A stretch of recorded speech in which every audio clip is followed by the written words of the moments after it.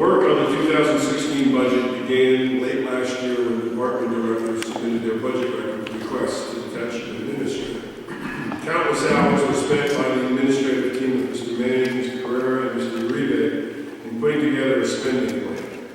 The township committee met for over a dozen hours reviewing proposed income and expenses. We did that in January, February, and I'm happy to report that all this work is paid off as tonight we are introducing a 2016 budget with a tax rate increase of 1.96% to get under the statutory 2% limit. For the average home assessed at $397,000, this amounts to an $82 increase for the year, or about 22 cents more each day. Overall spending is increasing 2.9% to $41.5 million. Cost drivers include a 2% salary increase for our employees, a 14% increase in group health insurance premiums, and an 8% increase in bond principal payment.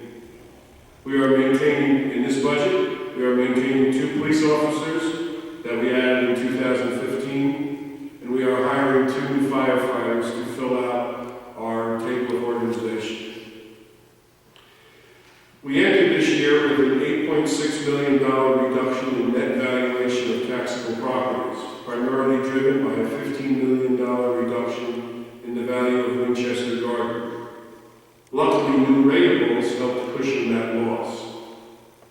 In the 2016 budget, we are using about $300,000 of the $1 million in net proceeds from the sale of the former post office. The balance of the sale proceeds will remain in the reserve fund and used to keep taxes lower in future years. On the capital side, although we're not introducing the capital budget, then I want to present the total picture. On the capital side, we are continuing our long-standing practice of only incurring 80% of the debt we are retiring.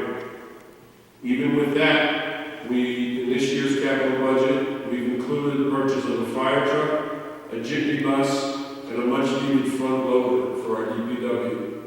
We'll be making improvements to the Woodland, installing new windows at the Hilton branch of the library, purchasing body-worn video cameras for police officers, very important in this day of community police relations, and making road and sewer improvements around town.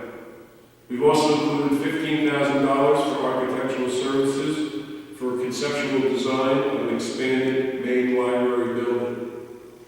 With our open space trust fund, we'll improve our parks and playing fields, the front of the Hilton branch of the library, and the Seth Boyden Outdoor Center.